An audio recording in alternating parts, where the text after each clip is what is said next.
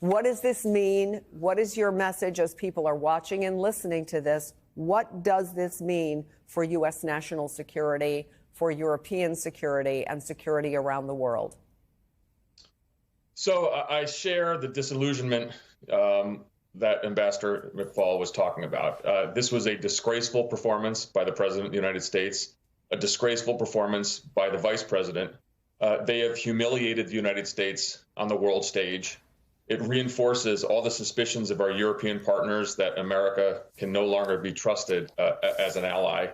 And I think at the end of the day, perhaps this puts to rest some of the things we've been hearing, that there are some members in the GOP, for example, senators and others, who are trying to change President Trump's mind. I think that's gone at this point. Certainly there was efforts by their European partners to come and kiss the ring. You saw that both from Macron and Starmer, but ultimately none of that was successful. And so what you saw today was, I think, the true shift in U.S. foreign policy. It is not values-based. We have an administration that's acting like a mafia family, trying to shake down our allies. And I think this is going to have profound effects. I literally have been watching this stunned.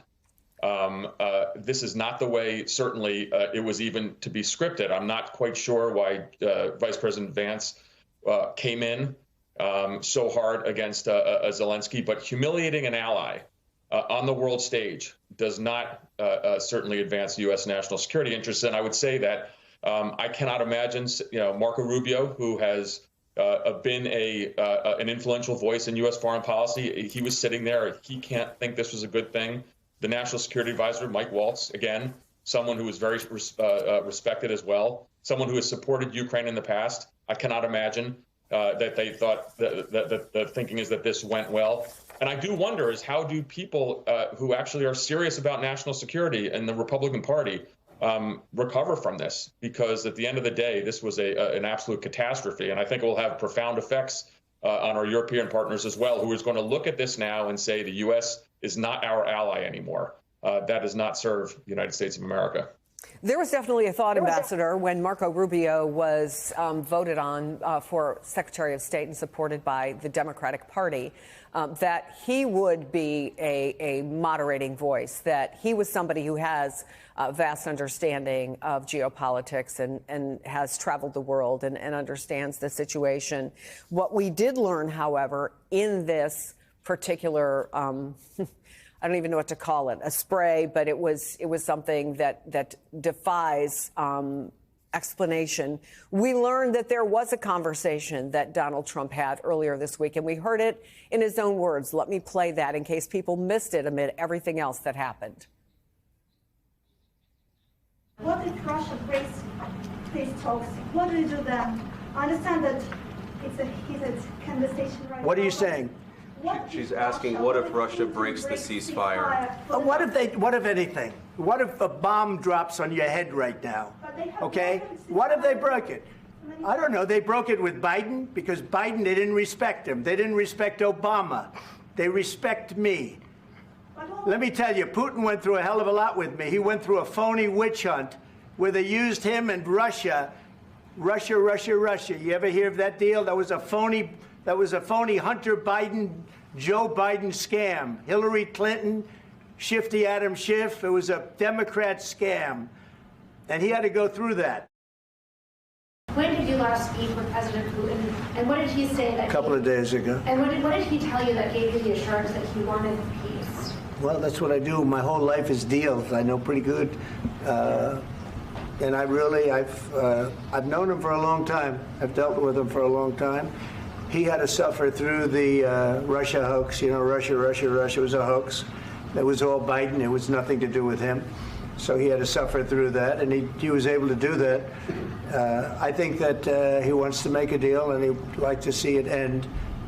That's all I do. That's what I do. My whole life, that's what I do is make deals. And I'm in the middle of a mess because this is a real mess.